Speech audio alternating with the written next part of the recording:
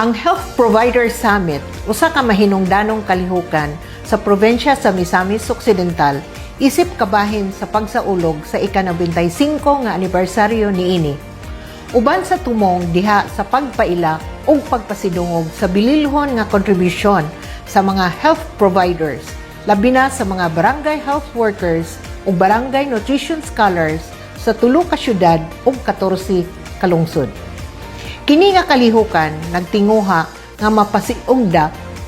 ang mga lokal nga inisyatibo sa maayong panglawas sa paghatag ug pagtagad sa papel sa mga barangay nutrition scholars ug barangay health workers isip usa ka magtutudlo sa maayong panglawas, giya sa mga kliyente, tighatag og serbisyo ug community organizer aron hingpit nga mapatuman ang universal healthcare diin ang mga misamisnon magpuyong malinawon, malambuon ug malipayon.